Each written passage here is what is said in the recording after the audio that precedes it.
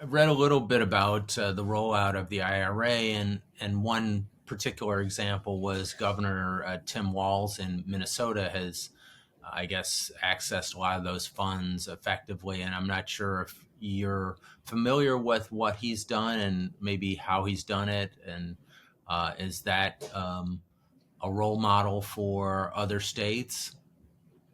Absolutely. Well, I'm glad you asked because I'm from Minnesota and a proud Minnesotan. So I could certainly speak about. Um, I have some familiarity with Governor Walz's leadership. I would say Minnesota has certainly been one of the nation's leaders um, in understanding how they could take all these new federal incentives unlocked, as you said, Matt, by the IRA, and make them go as far as possible for every Minnesotan resident. So, for example, just a year or two ago, Minnesota passed its own really historic legislation with leadership by the governor and with the state legislature to set much more ambitious climate goals themselves and put state dollars to match federal dollars to really create the most comprehensive package of solutions for residents. Um, just to give you an example, Minnesota set up a new green bank, and what they're able to do is provide really affordable, subsidized loans to communities, especially to cities and nonprofits across the state who are looking to build, solar panels or solar and storage on their properties. They just funded a affordable housing unit in Minnesota that's going to build geothermal to be heated and cooled by a geothermal solution. And that's all thanks to the leadership of the governor and his team. And we really think it's Minnesota has been one of the leaders for the climate agenda of really most states we've seen.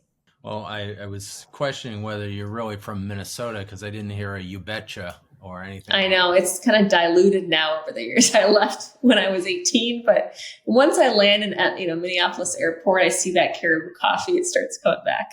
that. Okay. Well, yeah, I heard a little Minnesotan, just the tiniest little touch there, but it's all good. Yeah, I'm a kind of a neighbor state and coming from Illinois originally. I think Fantastic. I think I may still have a little bit my Chicago It's accent coming out of it. a little bit. Yeah. So are you who are you working with currently? Can you say what are the types of projects that you're working on? Can you tell us a little bit about some of the victories you've had in working with them to get IRA monies into the hands of worthy projects? Yeah, absolutely.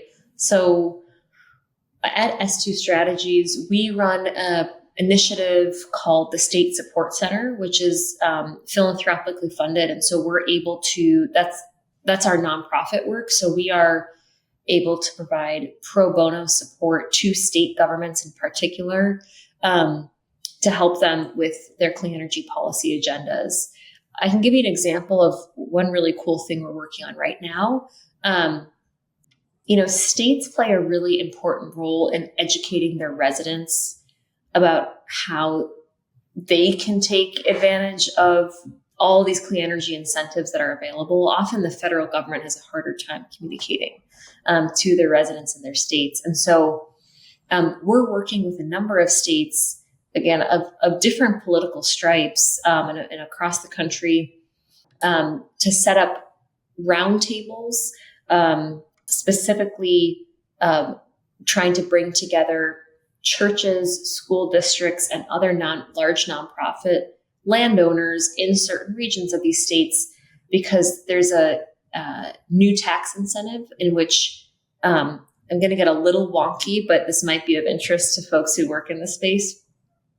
There's a new tax characteristic called elective pay, which means that if you previously worked in an organization like a city, a church, a school that never had to pay taxes, you could never take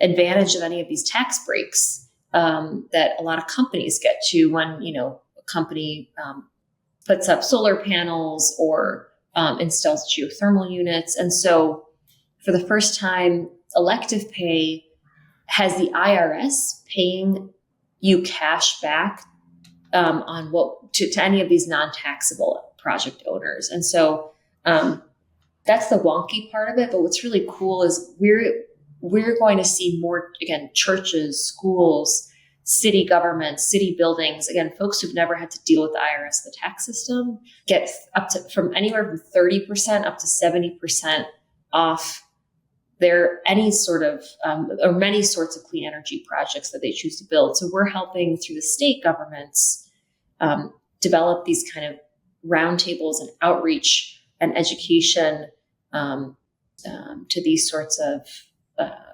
organizations across their states where they're interested. And that's really an example of the power of the state in partnership with NGOs and other advocates on the ground.